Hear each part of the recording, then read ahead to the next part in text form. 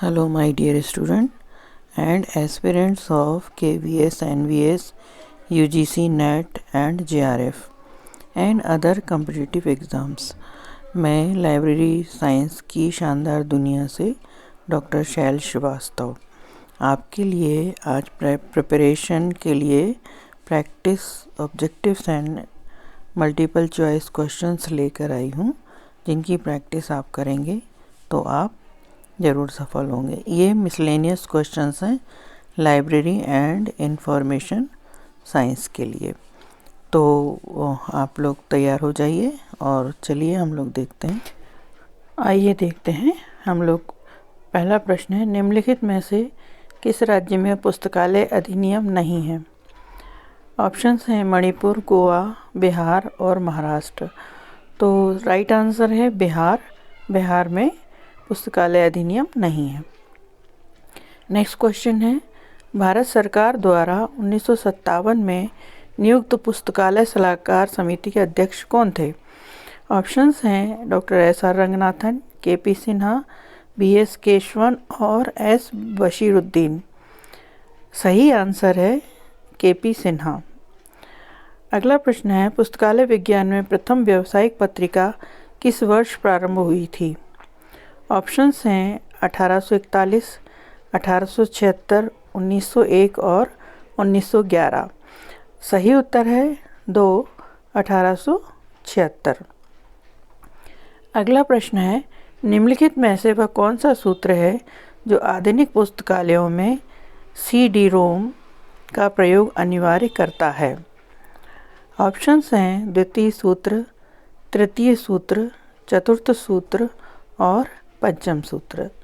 सही आंसर है फोर्थ, पंचम सूत्र। अगला प्रश्न है, लाइब्रेरी एसोसिएशन की स्थापना किस वर्ष हुई थी? ऑप्शंस हैं 1876, 1933, 1977 एंड 1910।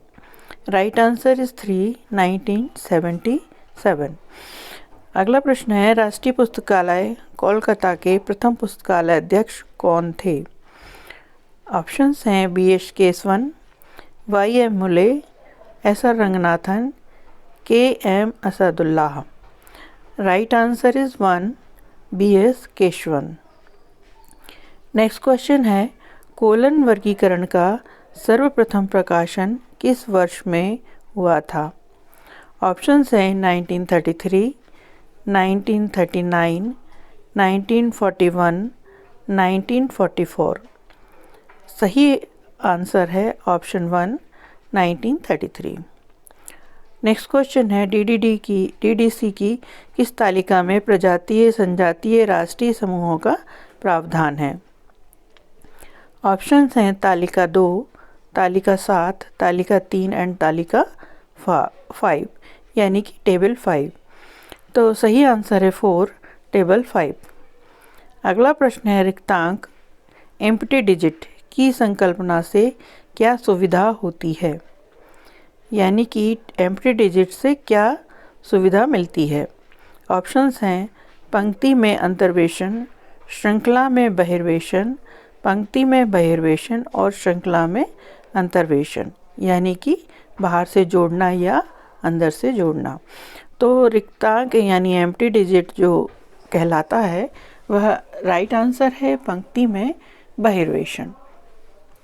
अगला प्रश्न है, वर्ग संख्या 0, 111, 2164, 51 में J64 किसको प्रस्तुत करता है? ऑप्शंस हैं व्यक्तिगत, personality, matter, energy and time. तो ये J64 जो है वह टाइम को रिप्रेजेंट करता है, इसलिए सही आंसर इसका समय, टाइम। नेक्स्ट क्वेश्चन है, DDC के 19वें संस्करण में कितनी तालिकाएं यानी कि टेबल्स हैं? ऑप्शंस हैं 4, 6, 7 and 8। Right answer is option 3, 7।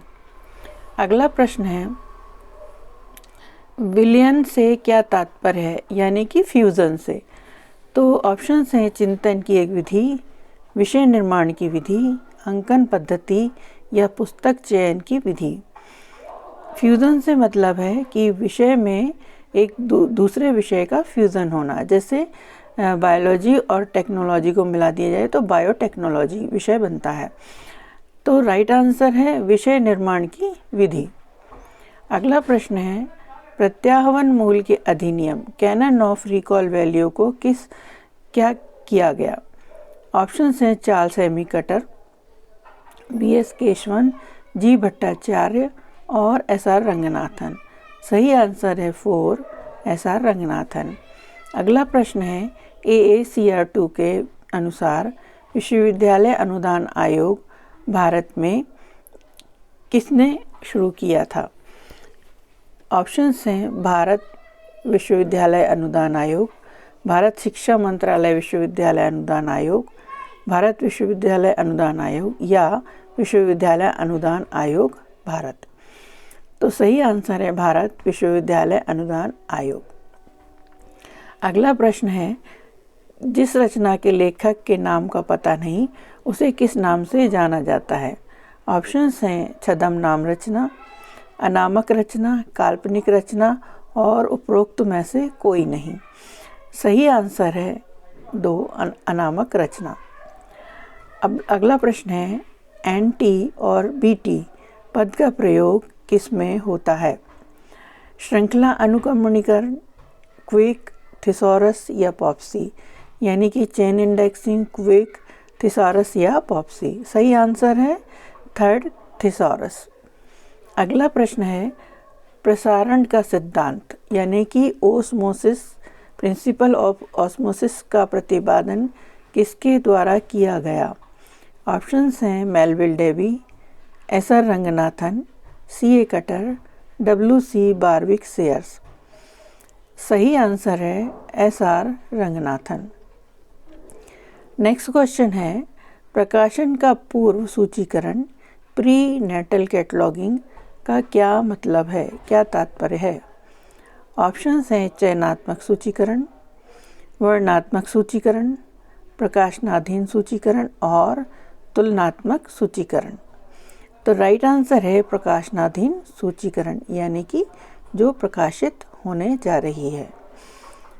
अगला प्रश्न है, उद्धरण विश्लेषक यानी कि साइटेशन एनालिसिस किस में सहायक होती है। ऑप्शन है विषय अनुक्रमणीकरण, मूल प्रलेखों की पहचान, वर्णनात्मक सूचीकरण, चयनात्मक सूचीकरण। सही आंसर है मूल प्रलेखों की पहचान। अगला प्रश्न है, साइंस साइटेशन इंडेक्स किसने प्रारंभ किया था। ऑप्शंस हैं FW टेंसकास्टर, BC विक्री, AC phosphate, N Eugene Garfield.